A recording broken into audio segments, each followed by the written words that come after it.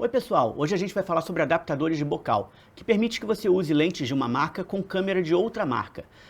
Isso ficou muito popular, começou a ser usado muito, quando a gente começou a trabalhar com a linha Alpha da Sony. Essa daqui é a Sony A7S2, por exemplo. E muita gente, quando essa câmera começou a ficar muito popular e muito usada no mercado, as pessoas tinham muitas lentes da Canon, ainda da época da 5D Mark II, Mark III, essas câmeras que ficaram meio que padrão de DSLR no mercado.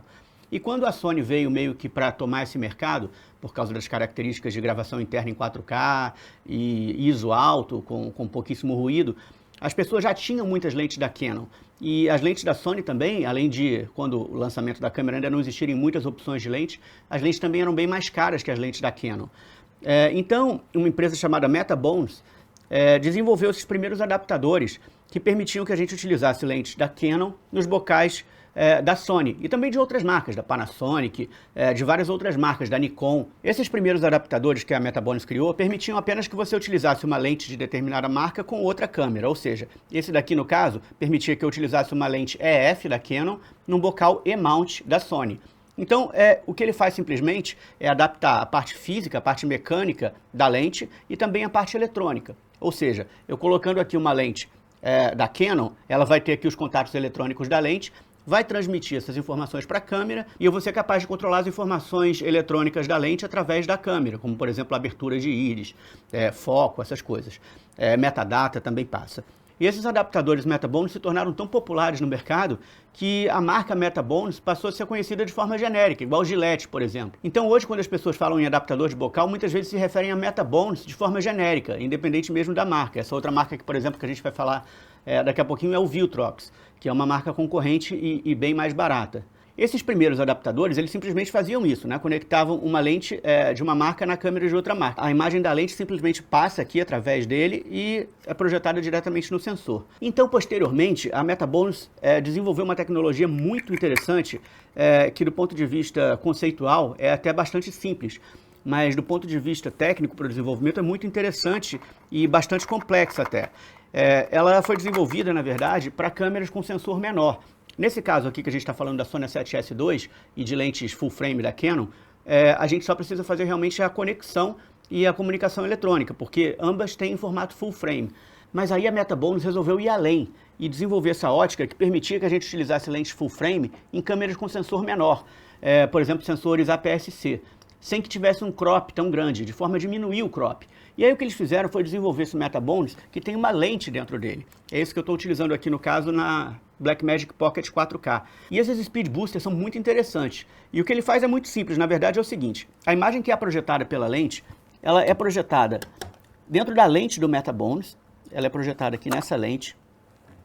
E essa lente, ela simplesmente diminui essa imagem, ou seja, se a gente tem uma imagem num formato maior, num tamanho maior, ele faz um squeeze dessa imagem, proporcionalmente diminui a imagem e projeta em um sensor menor. Então aqui no caso, por exemplo, só para a gente ter uma ideia do tamanho do sensor, né? A gente está falando aqui de um sensor full frame da Sony A7S2 e aqui de um sensor MFT, um Micro Four Thirds. É um sensor que, na verdade, se a gente estivesse utilizando a mesma lente, sem essa adaptação ótica, uma lente aqui de 100 mm, por exemplo, aqui nessa câmera teria a equivalência focal de 200 mm, ou seja, ela ficaria com o dobro da distância focal, porque como esse sensor é muito menor, ele só seria capaz de registrar a informação que está vindo aqui do centro da lente, só essa parte aqui do meio da lente. Então o que o Metabones está fazendo é justamente isso, ele pega essa imagem, recebe aqui na lente do Metabones, e aí essa lente, ela faz exatamente isso, ele afunila proporcionalmente essa imagem, e aí projeta nesse sensor aqui menor, da Blackmagic Pocket. Isso também funciona muito para quem usa as câmeras da Panasonic, a GH4, GH5, que também tem esse sensor menor do que o full frame. E aí acontece uma coisa muito legal, que você ganha um stop de luz, né? Ou seja, essa daqui é uma lente 24-105 da Canon, é uma lente que tem abertura f4. Só que quando você utiliza ela com o Metabones, Speed Booster, ela passa a ter uma abertura 2.8. E aí as pessoas sempre perguntam, mas como que isso acontece? Como é que ele consegue ganhar um stop de luz também? E o que acontece é muito interessante. A gente tem um determinado feixe de luz. E aí esse feixe de luz é desse tamanho. Imagina que você está de repente com uma lanterna projetando, uma lanterna mais aberta. E aí o que acontece? Quando você pega essa luz que estava projetada desse tamanho, e aí você concentra essa luz num espaço menor, o que acontece? Você passa a ter mais luminosidade por espaço que você está recebendo a projeção da luz. Ou seja, você concentra a quantidade de luz em determinado local. E é assim que o Metabones funciona, o Speed Booster, Metabones Speed Booster, para te dar essa luz a mais, para você ganhar um stop de luz, você ganha o dobro da quantidade de luz. E aí isso é muito bacana, inclusive, porque a parte eletrônica dele já comunica isso para a câmera.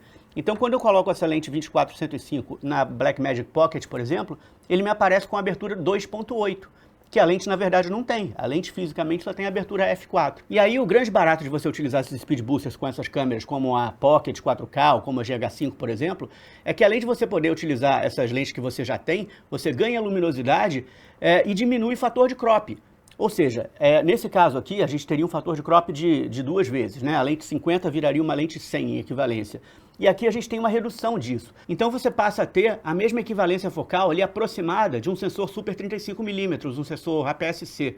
E aí isso é muito legal, que de repente se você está utilizando essa câmera em conjunto com uma outra câmera de cinema que tenha um sensor Super 35mm, elas vão ficar com a mesma equivalência focal, muito parecida. Ela na verdade fica até um pouquinho mais aberta, ela fica um pouquinho mais wide do que o Super 35.